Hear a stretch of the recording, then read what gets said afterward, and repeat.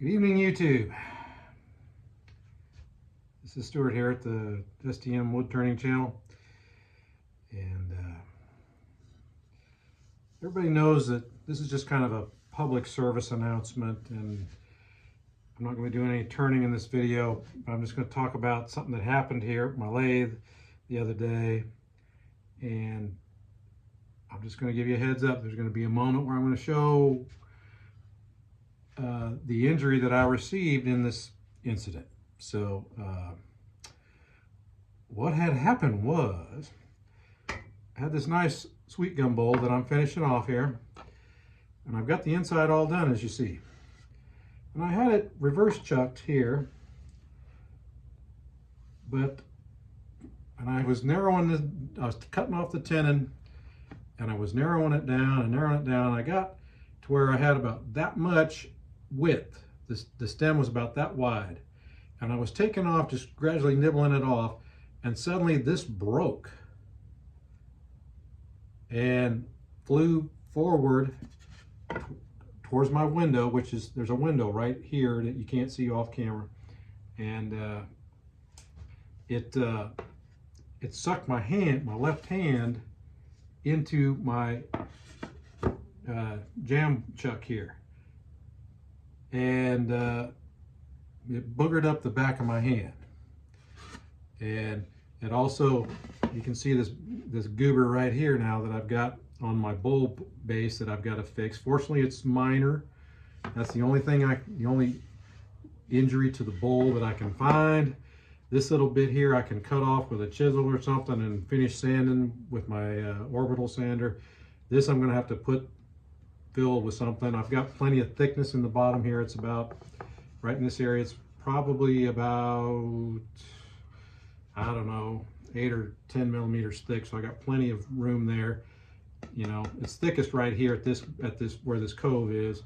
It's thinner over here, as you can hear the difference. So I got plenty of meat here. I could sand this off a little bit more, but anyway, I had the lathe turning at about, I think, around 600 RPM, and it just, the little stub on my that was left of my tenon broke, you know. And so this is what it caused on my hand, and you can see I've got a scab right here and all the way down here. My watch on at the time, and you know, things happen really fast.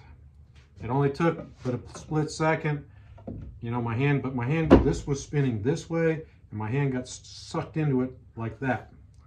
And I was using my 1/2-inch spindle gouge, and could I, you know, this was partly the problem because it was a little bit duller than I thought, and I was having to push a little too hard. We all know that when your tool starts, when you have to start pushing, you need to stop, resharpen. I didn't do that. So this is only kind of a public service announcement, a warning for all of y'all. I'm fine. I'm not even wearing a Band-Aid anymore. Yeah, it looks ugly. People are asking me at work, "Oh, what happened to your hand, Stuart?" I'm like, well, a bowl came off the lathe when it wasn't supposed to.